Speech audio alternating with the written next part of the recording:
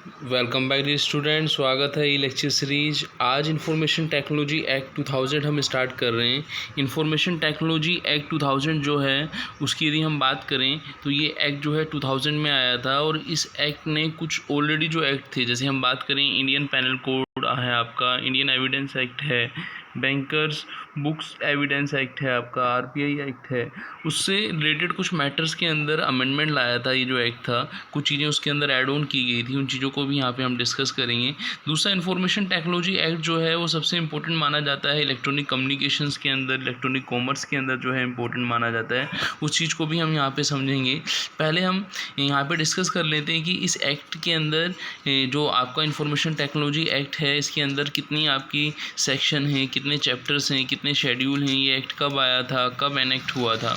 तो सबसे पहले आप समझिएगा कि जब हम एनेक्शन की बात करते हैं, एनेक्ट कब हुआ था ये एक्ट, तो 9 जून 2000 को ये एक्ट जो है एनेक्ट हुआ था। और कमेंस कब हुआ था? कमेंस हुआ था आपका ये 17 अक्टूबर 2000 से कमेंस हुआ था।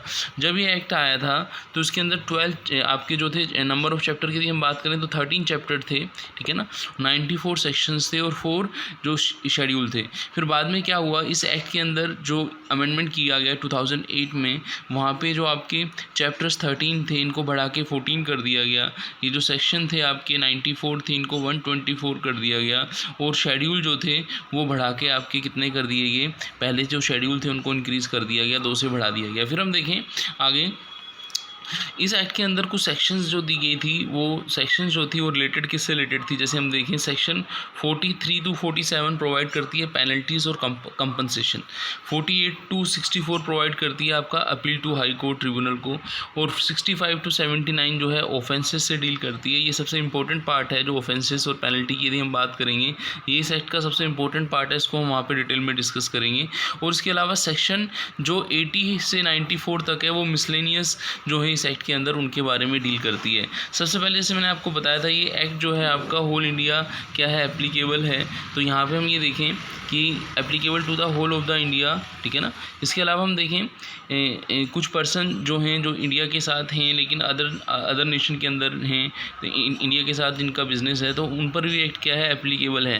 अमेंडमेंट की यदि हम बात करें तो जैसे थोड़ी देर पहले मैंने आपको बताया था कि जो IPC है, इंडियन पैनल कोड एक्ट है, IE है, इंडियन एविडेंस एक्ट है, बैंकर बुक्स एविडेंस एक्ट है, ये जो आपके एक्ट हैं, RBI एक्ट है, तो इससे भी ये एक्ट कैसे रिलेट करता है उसको भी हम यहाँ पे समझेंगे। तो यहाँ से सबसे पहले मैं आपको बता देता हूँ जो इंफॉर्मेशन टेक्नोलॉजी एक्ट है उसका जो पर्पज़ है वो क्या है। जैसे आप देखें, आप ई कॉमर्स की बात करें, चले ई कॉमर्स के बारे में मैं आपको समझाता हूँ। यदि हम कोई चीज़ ऑनलाइन परचेज़ करते हैं तो हम उसके लिए हमें कुछ पेमेंट करना होता है, लेकिन कभी कभी ऐसी स्थिति हो जाती है, जैसे आप देखें किसी वेबसाइट में हैकिंग हो गई या फिर कोई बग्स वगैरह की वजह से बग्स क्रिएट कर दिया गया, जिससे जो ट्रांजेक्शन बहुत ज़्यादा प्राइस का था, लाख रुपए का था, लेकिन वो 100 रुपीज़ के अंदर ही वो चीज़ परचेज़ कर ली गई। तो ऐसी स्थिति कभी कभी हमारे सामने आती हैं, जैसे साइट को हैक कर लेना, सिस्टम को हैक कर लेना, इन्फॉर्मेशंस को हैक कर लेना। तो ये आपका इंफॉर्मेशन टेक्नोलॉजी एक्ट के अंदर इन चीज़ों के बारे में हम यहाँ पे पढ़ेंगे।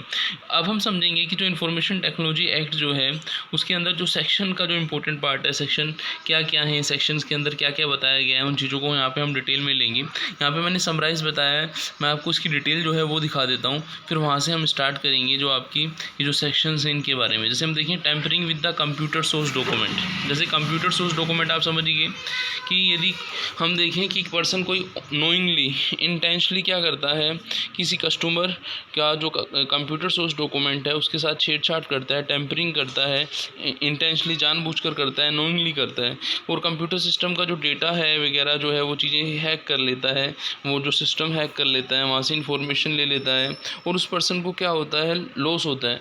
तो ये चीज़ क्या है, पनिशेबल है आपके इस एक्ट के अंदर। और यहाँ पे आप ये देखें पनिशमेंट्स के साथ साथ यहाँ इम्प्रिजमेंट भी है। जब हम बात करते हैं हम किसकी पनिशमेंट की यदि हम बात करें तो हमने जो टेम्परिंग की बात की, इसका पहले मैं आपको एक एग्जांपल बता देता हूँ। एग्जांपल ये है कि जो फरवरी 2001 की बात है, दो पर्सन जो थे वो अरेस्ट हुए थे। वो रनिंग कर रहे थे वेबसाइट होस्टिंग का। तो कोई कस्टमर था, वो जैसे होस्टिंग के लिए पैसा लेते थे, होस्टिंग करते थे, लेकिन किसी कस्टमर्स का उन्होंने पैसा ले लिया और होस्टिंग के बाद उन्होंने क्या किया, उसकी साइट को क्या कर दिया, शट डाउन कर दिया, बंद कर दिया, वेबसाइट को बंद कर दिया। तो और उसका कारण ये भी दिया कि उसका पेमेंट नहीं हुआ था।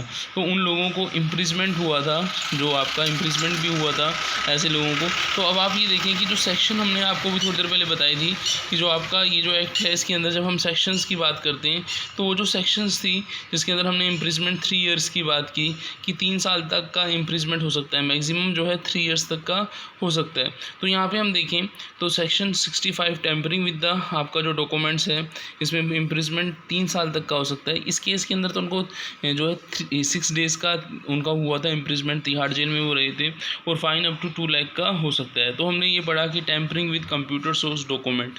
ऐसे हम देखें तो सेक्शन 66 जो बता रहा है वो क्या बता रहा है, वो बता रहे हैं कि हैकिंग विद कंप्यूटर सिस्टम।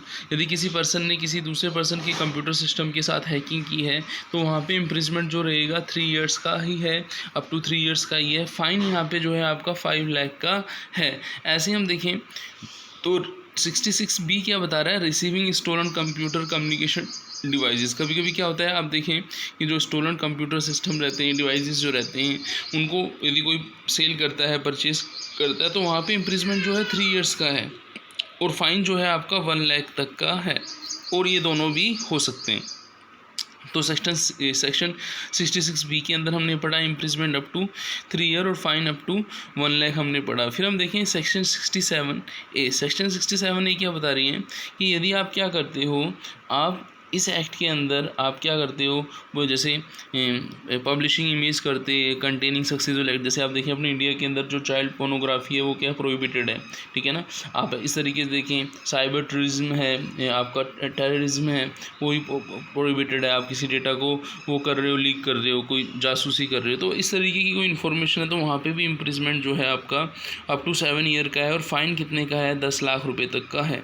तो ये हमने इंफॉर्मेशन टेक्नोलॉजी एक्ट 2000 के अंदर कुछ फाइन्स की बात की, ऑफेंसेस की बात की, जो हमने आपको यहाँ पे बताया भी था कि जो ऑफेंसेस हैं बहुत इंपॉर्टेंट पार्ट माने जाते हैं इस एक्ट का, सेक्शन 65 से 79 की। अब हम बात करेंगे जो एक्ट था, ये जो आपका एक्ट था, ये जो एनेक्ट हुआ था, जो उस समय जो प्रेसिडेंट थे KR नारायण जी थे, तब ये एक्ट क्या हुआ था, एनेक्ट हुआ था। फिर हम ये देखें जब ये एक्ट एनेक्ट हुआ था तो जो मिनिस्ट्री ऑफ IT के अंदर उस समय कौन थे, प्रमोद महाजन जी तो थे, जो मिनिस्ट्री ऑफ इंफॉर्मेशन टेक्नोलॉजी के अंदर थे। तो हम ये देखें ये जो एक्ट है ये टाइम टू टाइम अमेंड भी हुआ है, ये नहीं कि ये एक्ट जो बना था 2000 का एट प्रेजेंट वही है। इस एक्ट के अंदर 2008 में भी रिवीजन हुआ है, ठीक है ना। और इस एक्ट का पर्पस यही है कि जो भी आपके साइबर क्राइम ई कॉमर्स की रिलेटेड जो भी हैं एक्टिविटी हैं जो प्रोहिबिटेड इस तरीके की एक्टिविटी होती है, तो वहाँ पे प्रॉपर उसका पनिशमेंट भी मिले। अब हम देखें कि इसी एक्ट के अंदर हम देखेंगे डिजिटल सिग्नेचर। जैसे कि नेम से क्लियर है कि ऐसे सिग्नेचर जो इलेक्ट्रॉनिक डॉक्यूमेंट्स पर यूज़ किए जाते हैं, और जो सिग्नेचर करने वाला पर्सन रहता है उस सिग्नेचर को यूज़ करने के लिए, इसको हम सब्सक्राइबर बोलते हैं, उस सिग्नेचर को यूज़ करने के लिए वो क्या है, ऑथोराइज भी है। तो digital signature is a basically way to ensure that a electronic documents is authenticated. Authentication means that you have to create the document and you know that it has not been altered in any way since that is person created। तो digital signature यही है कि जो subscriber है जिसके नाम से वो डॉक्यूमेंट्स इशू हुआ है वही उसको यूज़ कर रहा है, वही उसके लिए ऑथोराइज है। अनऑथोराइज पर्सन जो है वो इस डिजिटल सिग्नेचर सर्टिफिकेट को यूज़ नहीं कर रहा, वो डिजिटल सिग्नेचर के अंदर आता है। फिर हम बात करेंगे इसी के साथ साथ हम देखेंगे यहाँ पे एक वर्ड आया इलेक्ट्रॉनिक डॉक्यूमेंट्स, ठीक है ना। तो जो भी हम जो हार्ड कॉपी डेटा थी उसको हम इलेक्ट्रॉनिक फॉर्म में अब रख रहे हैं, जैसे ईमेल की फॉर्म में रखें या स्प्रेडशीट या टेक्स्ट फाइल की फॉर्म में रखें। तो यदि आप कोई आपसे पूछे कि इलेक्ट्रॉनिक रिकॉर्ड्स होते क्या हैं, तो इलेक्ट्रॉनिक रिकॉर्ड्स के अंदर हम ये बताएंगे electronic records capture through electronic means. Electronic means जैसे मैंने आपको ईमेल बताया, या फाइल्स की फॉर्मेट में रखें, या स्टोरेज आप करते हैं। विच मे और may not have a paper record to back it up, कि वो पेपर रिकॉर्ड में नहीं होने चाहिए। वो किस में होने चाहिए? वो मशीन रीडेबल रिकॉर्ड में होने चाहिए, क्योंकि उसको इलेक्ट्रॉनिक रिकॉर्ड तभी माना जाएगा जब उसको कोई मशीन जो है उसको रीड कर पाए, उस रिकॉर्ड को मेंटेन कर पाए। और ये जो आपके इलेक्ट्रॉनिक रिकॉर्ड रहते हैं और जो आपके पेपर रिकॉर्ड रहते हैं, उन दोनों में डिफरेंस नहीं है ज़्यादा।